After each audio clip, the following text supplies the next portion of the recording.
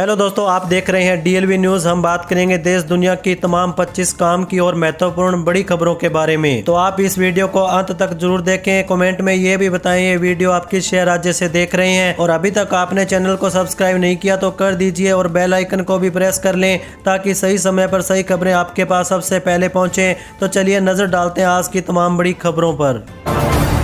देखिए, पहली सबसे बड़ी खबर, शशि थरूर अब कांग्रेस की बैठकों में सक्रिय रहेंगे और केरल चुनाव में प्रचार करेंगे। राहुल गांधी और मल्लिकार्जुन खड़गे से 2 घंटे की मुलाकात के बाद शशि थरूर ने पार्टी हाईकमान से मतभेद खत्म होने की बात कही। उन्होंने निर्णय प्रक्रिया में शामिल करने और सम्मान देने का आश्वासन मिला। थरूर ने मुख्यमंत्री पद की दावेदारी से इनकार करते हुए कांग्रेस की एकजुटता पर जोर दिया। वहीं अगली बड़ी खबर देखिए, देश में बच्चों के लिए बैन होगा इंटरनेट मीडिया।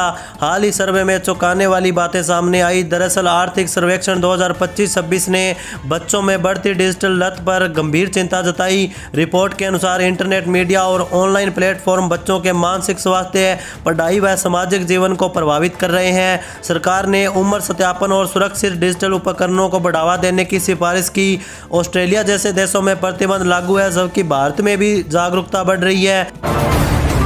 चलिए आगे बढ़ते हैं अपन खबरों में। देखिए, आगरा कोर्ट में भाजपा सांसद कंगना रनौत के मामले में पुलिस आख्या प्रस्तुत की गई। कंगना ने अपने बयानों पर कहा कि उनका इरादा किसी का अपमान करना नहीं था, यही उनकी निजी राय थी। उन्होंने किसान आंदोलन 1947 की आज़ादी पर दिए बयानों का बचाव किया। कोर्ट ने बहस के लिए 13 फरवरी 2026 की अगली तारीख तय की है।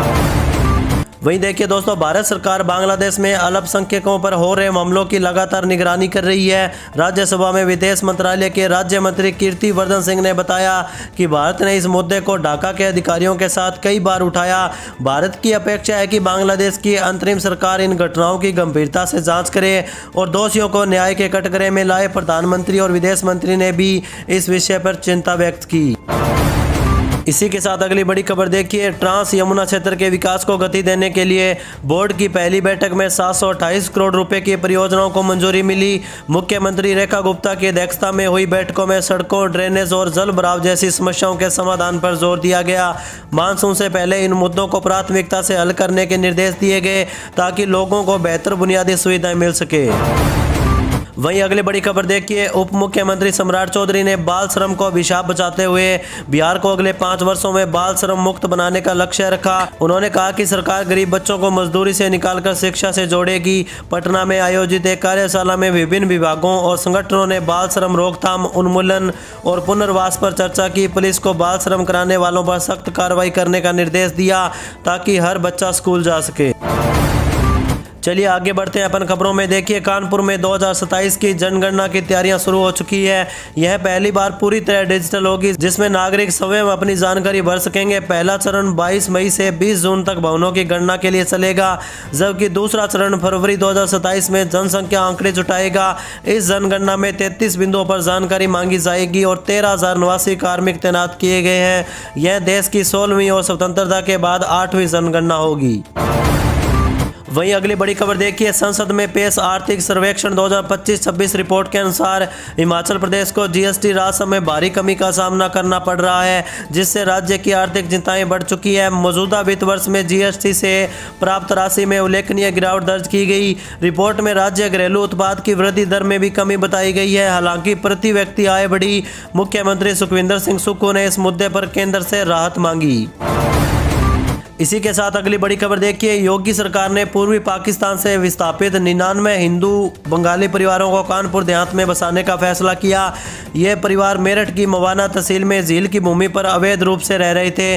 कैबिनेट ने प्रस्ताव को मंजूरी दे दी है, जिसके तहत उन्हें रसूलाबाद तहसील के बेसाया और ताजपुर तरसोली गाँव में 0.50 एकड़ भूमि 30 वर्ष से पट्टे पर आवंटित की जाएगी। चलिए आगे बढ़ते हैं अपन खबरों में। देखिए, दिल्ली की राउज एवेन्यू कोर्ट ने कांग्रेस अध्यक्ष मल्लिकार्जुन खड़गे को नोटिस जारी किया। यह नोटिस उनके खिलाफ दर्ज शिकायत खारिज करने के आदेश को चुनौती देने वाली पुनरीक्षण याचिका पर दिया गया। विशेष न्यायाधीश जितेंद्र सिंह ने दिल्ली पुलिस और खड़गे को यह नोटिस जारी किया, जिसमें जवाब मांगा गया है। मामले की अगली सुनवाई 27 फरवरी को होगी और कोर्ट ने ट्रायल कोर्ट का रिकॉर्ड भी तलब किया। वहीं अगली खबर देखिए, गोरखपुर के बेलघाट में एक नाबालिग लड़की का अपहरण कर दुष्कर्म किया गया। मां की शिकायत पर पुलिस ने देर रात किशोरी को बरामद कर आरोपी आरिज और उसके दोस्त एजाज को हिरासत में ले लिया। मां ने बताया कि उसने अपनी बेटी को आरिज के साथ जबरदस्ती करते देखा, जबकि एजाज रखवाली कर रहा था।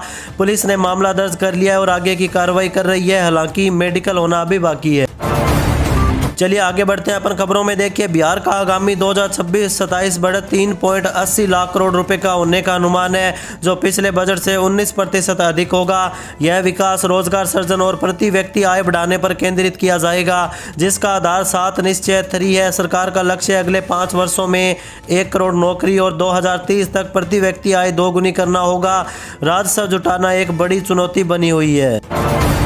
वहीं दोस्तों देखिए, मुख्यमंत्री नीतीश कुमार की अध्यक्षता में बिहार कैबिनेट ने बक्सर के डूमरा में भारत रत्न उस्ताद बिस्मिल्लाह खान संगीत महाविद्यालय के निर्माण के लिए 87.81 करोड़ रुपए की प्रशासनिक स्वीकृति दी। यह परियोजना पहले स्वीकृति 14 करोड़ की योजना को रद्द कर लाई गई है, ताकि व्यापक विकास हो सके।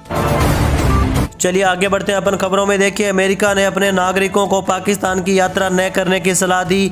विदेश विभाग ने आतंकवाद, अपहरण और संभावित सशस्त्र संघर्ष के खतरों का हवाला देते हुए पाकिस्तान को लेवल 3 श्रेणी में रखा। बलूचिस्तान और खैबर पख्तूनख्वा के लिए लेवल 4 की चेतावनी जारी की गई है। यह सलाह पाकिस्तान के सैन्य प्रमुख आसिम मुनीर के अमेरिकी दौरे के बाद सामने आई, जो दोनों देशों के बीच बढ़ती नजदीकी के बावजूद सुरक्षा चिंताओं को उजागर करती है। वहीं अगली बड़ी खबर देखिए, दिल्ली भाजपा ने वोटर लिस्ट के लिए स्पेशल इंटेंसिव रिवीजन SIR की तैयारी शुरू कर दी है। हालांकि इसकी घोषणा अभी नहीं हुई है। पार्टी बूथ लेवल एजेंट नियुक्त कर रही है और उन्हें सक्रिय कर रही है। हाल ही में हुई कोर ग्रुप मीटिंग में SIR की तैयारियों के साथ साथ केंद्रीय बजट और दिल्ली सरकार की उपलब्धियों को बढ़ावा देने पर भी चर्चा हुई। इसी के साथ आगे बढ़ते हैं अपन खबरों में। देखिए, आर्थिक सर्वेक्षण ने रोजगार वृद्धि में सुधारों पर जोर दिया। रिपोर्ट के अनुसार कुशल कार्यबल में 12% वृद्धि से 2030 तक श्रम प्रधान क्षेत्रों में रोजगार 13% बढ़ सकता है। व्यावसायिक प्रशिक्षण में सुधार दिखा, पर औपचारिक प्रशिक्षण की कमी चिंता का विषय है। विशेषज्ञों ने ITI डिप्लोमा को स्नातक डिग्री में बदलने और स्कूली शिक्षा में कौशल पाठ्यक्रम बढ़ाने का सुझाव दिया। भारत को जनसांख्यिकी लाभांश 2030 तक चरम पर होगा, लेकिन जनसंख्या वृद्धि होने की चुनौती भी है। चलिए अगली खबर देखिए, सुप्रीम कोर्ट ने विश्वविद्यालय अनुदान आयोग यानी UGC के नियमों और कैंपस में बढ़ते भेदभाव को लेकर बेहद सख्त टिप्पणी की है। मुख्य न्यायाधीश जस्टिस सूर्यकांत और जस्टिस जय माल्या बागची की पीठ ने सुनवाई के दौरान समाज में बढ़ती वर्गीय खाई और पहचान आधारित राजनीति पर गंभीर सवाल उठाए। शीर्ष ने अदालत से कहा कि UGC के नए नियम अस्पष्ट है और इसके दुरुपयोग का खतरा है। सुप्रीम कोर्ट ने केंद्र और UGC को नोटिस जारी किया, नियमों का ड्राफ्ट फिर से तैयार करने का निर्देश दिया। फैसला आते ही सवर्ण समाज के लोग खुशी से झूम उठे। कहीं गुलाल उड़ने लगा, कहीं मिठाई बांटकर खुशियां मनाई गई। कोर्ट ने यह फैसला उन याचिकाओं पर सुनवाई करते हुए दिया जिनमें आरोप है कि नए नियम सवर्णों के साथ भेदभाव करते हैं। वही दोस्तों देखिए, उत्तर प्रदेश सरकार ने PCSE-J भर्ती नियमों में महत्वपूर्ण बदलाव किया। अब न्यायिक सेवा नियमावली 2001 के तहत सीधी भर्ती के लिए उम्मीदवार को विज्ञापन की तिथि तक कम से कम 3 वर्ष का विधि व्यवसाय वकालत अनुभव अनिवार्य होगा।